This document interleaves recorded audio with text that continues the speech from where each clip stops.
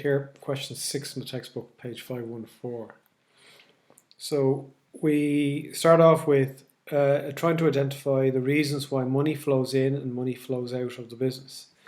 All sales and credit are paid 1 month after sale, so that's a reason why money flows in. So that means the sales are paid 1 month later, so that's debtors. They're going to pay me 1 month later. All purchase and credit, except for £4,000 in April, so that wouldn't be on credit, that's cash. And then we've got creditors, 1 month.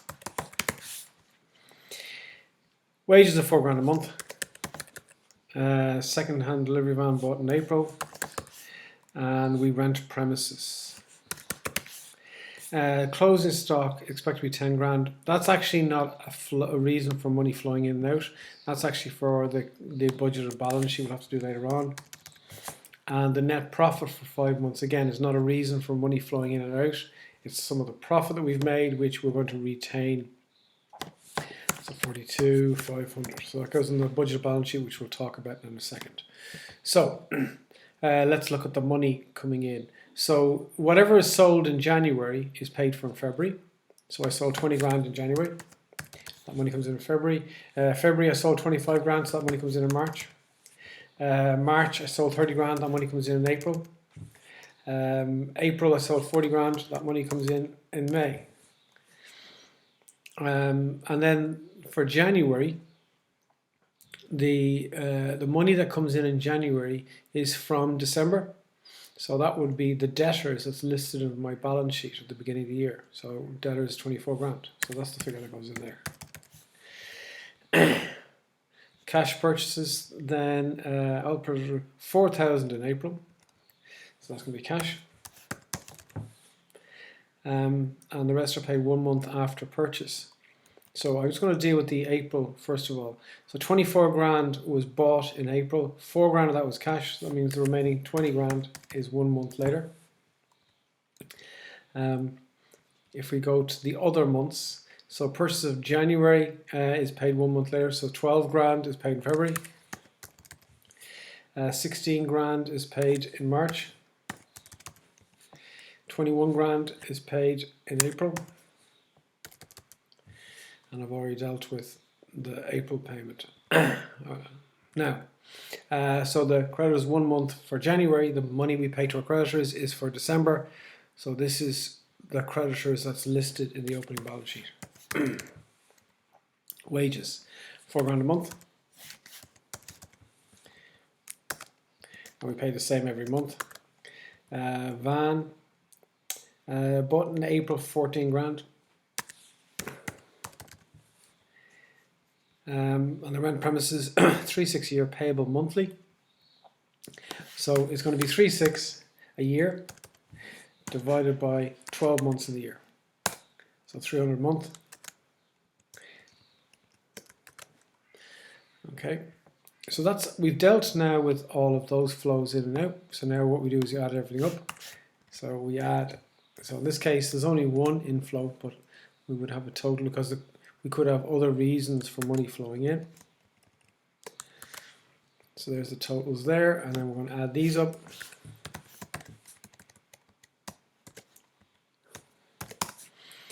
So that's adding all the outflows together. Okay, and then the net cash, this is the money that we're left over with on a monthly basis, is the inflow, take away the outflow. And we do that month by month. Okay. Now the opening cash is the money we had at the beginning of the first month. So that's the figure that comes from opening balance sheet there, £5,000. And then the closing cash is the opening cash plus the net cash. So £5,000, in this case, it's minus 14,300 because we overspent. And then that closing cash becomes the opening cash for the next month. Okay, and I'm just going to do the same thing all the way along, and the same story here. Okay, so we end up with a closing cash that's a minus number, Oh, I just realised I made a maths mistake up there. That should be 4,000, not 40,000. So we end up with 1,500 there is our closing cash at the end. So now I need to go and put together a balance sheet. Now, the easiest way of doing this is lay out and take the words from here. So there's 6 numbers from here, and I'm putting 6 numbers in. So if I just put X's where all the numbers are meant to go, and then we'll start filling them out. We already have some numbers in. We have creditors, and we have capital. So those are the numbers. So you got 1, 2, 3, 4, 5 plus the opening cash. Okay, they're the numbers that go in, and there's the layout. And again, like I've said before, don't get bogged down with maths on this. If you make a mistake in your balance sheet, it doesn't balance, don't worry about it. The most important thing is, are you putting things in the right place? So our fixed assets. So we start with the number we're given at the beginning and say, has anything changed? Now we did buy a delivery van for 14 grand, so that means our fixed assets have gone up by 14 grand. So the fixed assets are now 134. We've already dealt with closing stock. Cash. Well, cash is the final figure we have at the end in our cash budget. Debtors. Now the debtors is the money that we're owed when we sold stuff. And we sold stuff in May in the 5th month, but we haven't been paid for that yet. So that is going to be our debtors. And we'll have something similar with our creditors. So we bought 18 grand worth of stuff in May, and we haven't paid for that yet, so we owe that money. So creditors is 18 grand. Ordinary share capital, 130 grand. It doesn't say anything about the owner putting more money into the business, so it still is 130 grand. That hasn't changed.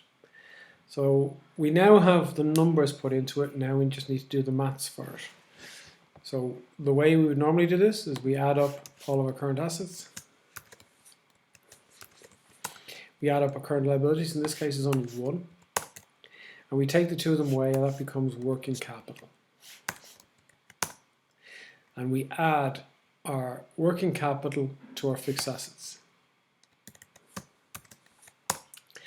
And then in finance by, we add all the numbers that we have in finance by, so ordinary share capital and retained profit. And if we've done the question correctly, the 2 numbers should be the same. If they're not the same, spend a maximum of 60 seconds on it. You won't have time in the exam to go back and do this. So I hope that makes sense.